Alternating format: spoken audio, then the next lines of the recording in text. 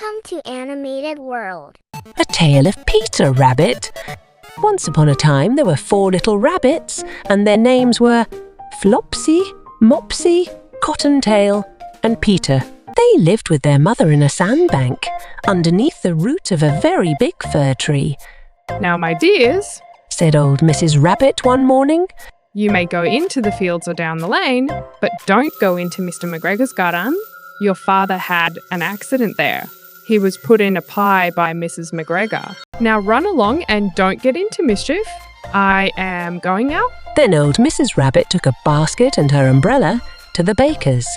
She bought a loaf of brown bread and 5 currant buns. Flopsy, Mopsy, and Cottontail, who were good little bunnies, went down the lane to gather blackberries. But Peter, who was very naughty, ran straight away to Mr. McGregor's garden and squeezed under the gate. First he ate some lettuces and some French beans, and then he ate some radishes, and then, feeling rather sick, he went to look for some parsley. But round the end of a cucumber frame, whom should he meet but Mr. McGregor?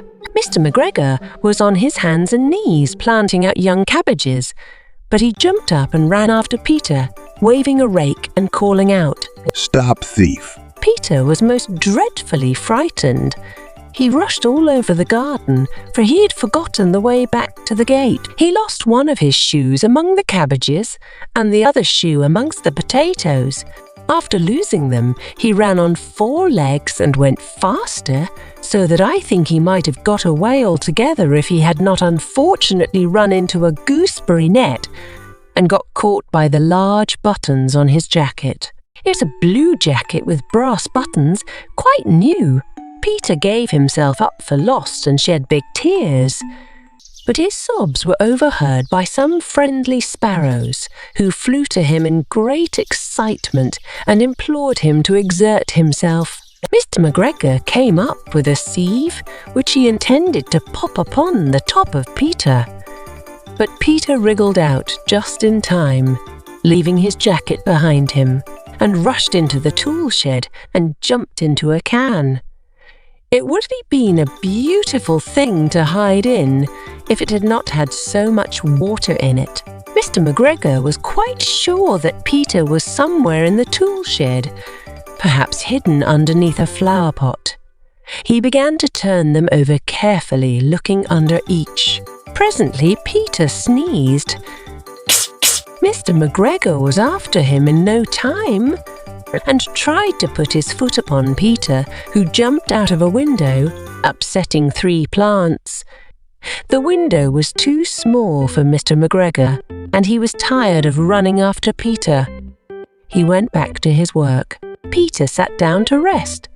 He was out of breath and trembling with fright, and he had not the least idea which way to go. Also, he was very damp with sitting in that can. After a time he began to wander about, going lippity, not very fast, and looking all around. He found a door in a wall, but it was locked, and there was no room for a fat little rabbit to squeeze underneath.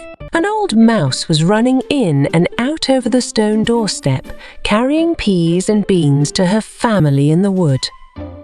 Peter asked her the way to the gate, but she had such a large pea in her mouth that she could not answer. She only shook her head at him. Peter began to cry. Then he tried to find his way straight across the garden, but he became more and more puzzled. Presently, he came to a pond where Mr. McGregor filled his water cans. A white cat was staring at some gold fish. She sat very, very still, but now and then the tip of her tail twitched as if it were alive. Peter thought it best to go away without speaking to her. He had heard about cats from his cousin, little Benjamin Bunny. He went back towards the tool shed, but suddenly, quite close to him, he heard the noise of a hoe, scratch, scratch, scritch. Peter scuttered underneath the bushes. But presently, as nothing happened, he came out and climbed upon a wheelbarrow and peeped over. The first thing he saw was Mr. McGregor hoeing onions. His back was turned towards Peter, and beyond him was the gate. Peter got down very quietly off the wheelbarrow and started running as fast as he could go, along a straight walk behind some black currant bushes. Mr. McGregor caught sight of him at the corner, but Peter did not care. He slipped underneath the gate and was safe at last in the wood outside the garden. Mr. McGregor hung up the little jacket and the shoes for a scarecrow to frighten the blackbirds. Peter never stopped running or looked behind him till he got home to the big fir tree. He was so tired that he flopped down upon the nice soft sand on the floor of the rabbit hole and shut his eyes. His mother was busy cooking. She wondered what he had done with his clothes. It was the second little jacket and pair of shoes that Peter had lost in a fortnight. Peter was not very well during the evening. His mother put him to bed and made some chamomile tea, and she gave a dose of it to Peter. 1 tablespoonful to be taken at bedtime. But Flopsy, Mopsy and Cottontail had bread and milk and blackberries for supper. Thanks for watching. Please subscribe to our channel.